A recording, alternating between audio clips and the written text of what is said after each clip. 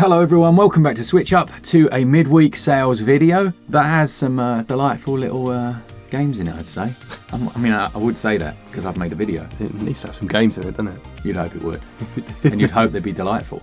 Yeah, you would. They are 50 to 95% off, so somewhere in that ballpark, bar one, which we wanted to put in because it's a physical that we think you should check out. Absolutely. A good mix of games in here too. So which games have we picked? Well, let's find out.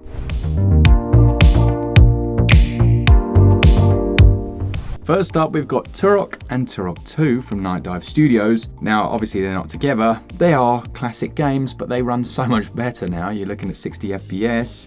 You've got all the mod cons, gyro controls, all of that stuff. This is a good way of playing them, I have to say, because back in the day it was just a fog fest, wasn't it? It was, and obviously the first TUROK is now on that Nintendo Switch Online app. So if you don't want to, buy it and you do have the app, that's another way of playing it. But you will notice the difference. Oh yes. If you want to play it properly these days, it might be worth taking advantage of this sale. Then we have the SNK 40th Anniversary Collection.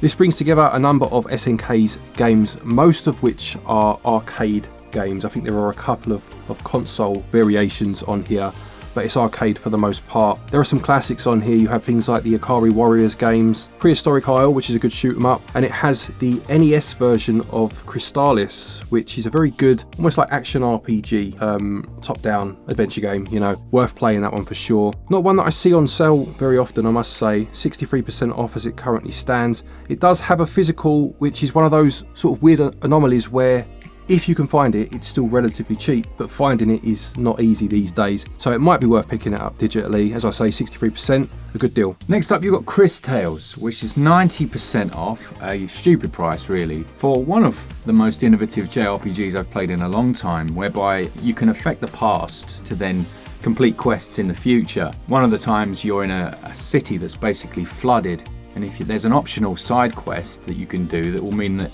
in the present and future that then becomes not flooded and a lot of people are happy and you can then go and do some other quest lines. I think that's really clever. I'm not quite sure why it hasn't sold as well as perhaps they'd hoped it would, but at 90% off, we have a full review of this one, potentially go check that out. That sale goes on until July the 15th. Then we have, and bear with me here because this is a long title, it's Prinny Presents NIS Classics Volume 1, which is a collection of 2 games, with the 2 games being Phantom Brave, the Bermuda Triangle Remastered, and Soul Nomad and the World Eaters. I'm out of breath saying all that. Basically, these are 2 PlayStation 2 games that have obviously been re-released, remastered, as the title just implied. The reason I've included this one, what I think I can bring to this sales series is a bit more physical knowledge, if you don't mind me saying. And this NIS Presents Classics Collection, there are 3 in total now, physically, and they're starting to become quite hard to find, especially Volume 1, which is what this one is. So if it's one that you are interested in playing, if these are games you played back in the day and you're struggling to find it for a good price physically, then at the minute, 75% off for this one. It's definitely time, to pick it up. You can still find it. It seems to hover around £50 now, with the other volumes being a bit cheaper. So as I say, if you just want the games, then this is a good time to pick it up. Then you've got I think it's classed as a Metroidvania. It's Teslagrad 2. Now that's down to its cheapest ever price. It's 70% off to £5. Well, it's £5 and 2 pence actually, until July the 14th. This is a really good game. It's very, very short. Yeah, it is. It describes itself as a Scandinavian Metroidvania. Okay, yeah. I don't know what that actually means, but there you go. It says it's steampunk Norse. Again, I'm not entirely sure what that means. For me, it was just very fluid, very fast paced. You're moving through these electrical lines, I guess Tesla. And then the bosses, actually, you use different skills to beat them that aren't your standard combat. It was good. I did enjoy it. I think when it launched, it did have quite a few performance issues. It had this stutter that used to come in every few seconds. I believe, from what I understand from the patches I've seen, that they did fix that. But it was just too short. Right. It's a big series, the Teslagrad series, well known. I was expecting a much longer game. It can be finished in 2 or 3 hours. Oh, okay. So I think it's a perfect sales pickup. And it looks lovely as well, to be fair. So yeah, 70% off until July the 14th. Also from Night Dive, we've got Shadow Man Remastered, down 50%. This was one we were talking about before. I played this back on the N64. Yeah. You have to go around hunting serial killers as basically someone who's died and become the Shadow Man. And it's very dark and grimy, but it's still an enjoyable game, even though, the clunk is real. Like the clunk is real. Like some of the mechanics, even things like climbing up ledges and stuff, and the shooting combat, it's just very dated. Yeah, it's one of those where if you have nostalgia for the clunk, the clunk that we all experienced back in the day in this sort of era, then this is a good one to remind you of those days. But Night Dive have done a good job with the remaster though, haven't they? They've done a fantastic job. Yeah, and everything's improved. I should imagine it's using their Kex engine, as that we've seen so many times before. But you're looking at remastered music, remastered sound effects, audio, the visuals slightly tweaked as well, cutscenes improved, all the arts like textures and things massively improved. Yeah. They've even put in unused animations that weren't in the original release. Oh, nice, yeah. So overall, like, it's a piece of history to own at its cheapest ever price at 50% off until July the 9th. Afterimage is a game that was one of, I'd say, the best and most underrated Metroidvanias that we've got on the Nintendo Switch. This I saw pop up when I first reviewed it, and I think it was even a late review, and I was like, that's one to cover, it just looks good. And it's so much like, I hate to say it, so much like Hollow Knight. Right, okay. But it also has quite an interesting mechanic where it kind of sends you to different areas way ahead of time. It can put you into this area over here. I can't quite remember. There's a unique mechanic tied to that. And when it's been quite a while since you last played it, I've forgotten what that was. But there's something quite unique, and I'm sorry, I just can't remember what it was. Go check out the full review, which is on the channel. We'll pop a link to that in the description.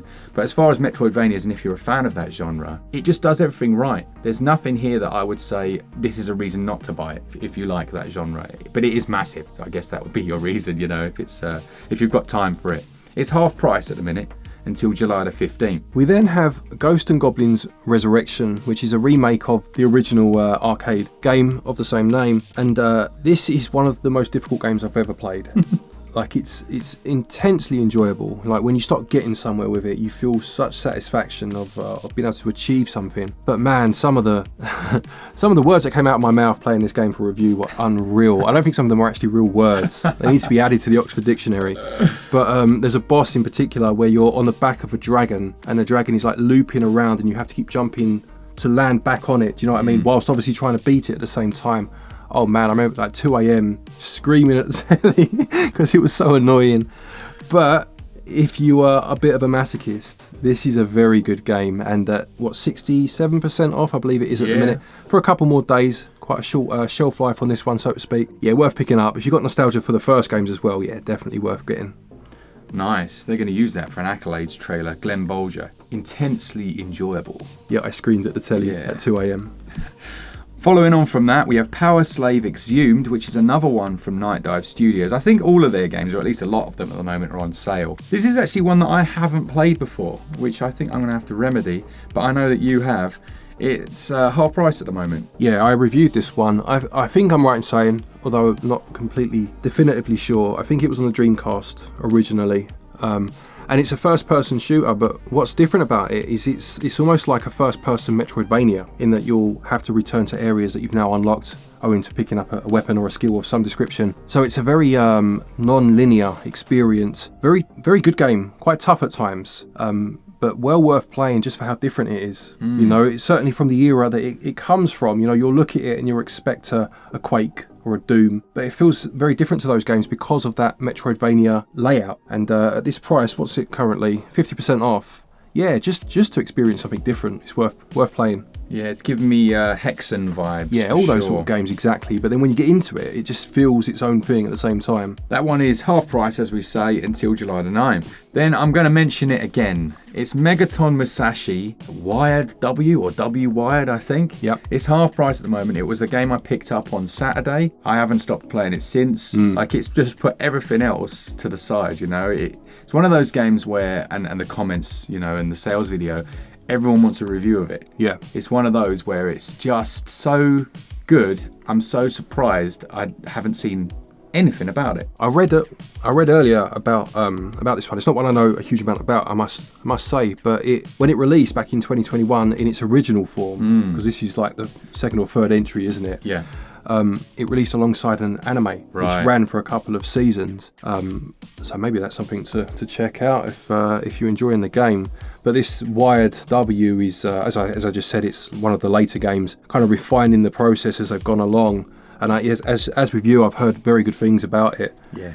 It doesn't have a physical, unfortunately, not even in Asia, as far as we could see at least. There is one for one of the previous games, but again, as far as we can see, it's only in Japanese. Yeah, it's like an action RPG / hack and slash mech game. So you can customize your mech completely. There's like a full-on skill tree for it that's done in the form of like motherboard modifications, and you can slot components in to add skills. It's absolutely brilliant. Like, I haven't played a lot of mech games, certainly not on Switch, and so far it's living up to the hype for me, I'd say.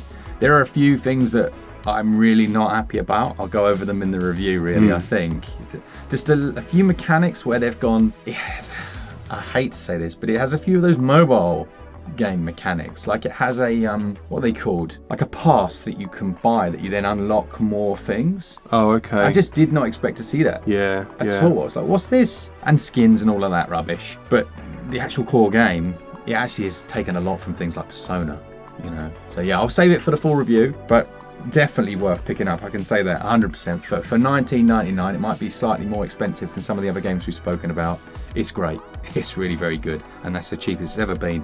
That sale goes on until July the 11th. Moving on to a couple of physical releases now. We've got one for the UK region and then one for the US region. Starting in the UK then, you have Mortal Kombat 1, which is currently 63% off. Was that on Amazon, I believe? Yeah, that's over on Amazon. I think 63% might have been like the review score it got. Something like that. This is a different game to when it released. So if you played it back in the, at the start, or if you watched some of the videos and the memes and things and thought, nah, that looks terrible, they have been working on it continuously. It looks so much better. We've had a few revisits ourselves on the channel. It's well worth that price. You're looking at just over 20 quid, something like that. I think it was $19.99, so just under 20. But yeah, I've played the story mode all the way through. Thoroughly enjoyed it. Obviously had to overlook some bits as I was doing so. It's easier to overlook those bits if the price is lower, isn't it? And yeah, that one's £21.99. I don't know when the sale goes on till, because it's Amazon. The next physical is Kingdom Come Deliverance. In my notes, I've written Kingdom Comer Deliverance. That's definitely a different kind of deliverance I don't want to see on this channel. That one's only 30% off, so I will say that's slightly below the discount that we're looking at for other ones, but it's quite difficult to find discounts in other regions, isn't it? Yeah, it's hard to just, obviously we don't have the means to search as you would if you lived in that region, so this was the best deal we could find in terms of it being a genuinely good game and comparing it to how much it costs here at the same time. If you have obviously what you consider to be a better discount physically in your region, do stick it below, because I'm sure there'll be another viewer that's from that region and may well grab themselves a bargain because of your help. Yeah, you can get it for 40% off, which is still a decent drop over at Woot, which I've never heard of. I should imagine that's some American online shop or something. Quite possibly. It's a good game. It's an RPG, massive RPG. This one has 8 days left on its sale, I believe. So yeah, snap it up if you can. And if you can't get it at the 40% off, I think over on Amazon, it's 30% off. So then we have a couple of Savaloys. These are super cheap games. Before we look at one you should definitely avoid. And the first Savaloy is Oceanhorn. Yep, Oceanhorn was one of the first releases on the Switch, on the Eshop specifically, and is like a Zelda clone, top-down adventure game where you go about a number of different islands, sail across the seas, what have you. Good little game, fun little game, 75% off at the minute. Bit of a blast from the past, down to £2-3 I think it was, worth grabbing. And Ganryu 2, which had a lot of issues and glitches at launch, but they've patched those up. And it's a good game for 86% off. Yeah, you can't go too far on with that. It's like a Shinobi style game, isn't it? Yeah, pixel art, 2D side-on, very difficult, as Mark says, like Shinobi, that sort of game. Yeah, 86% off, worth playing. Yeah, and I think it was actually a sequel to a 1999 game on the Neo Geo.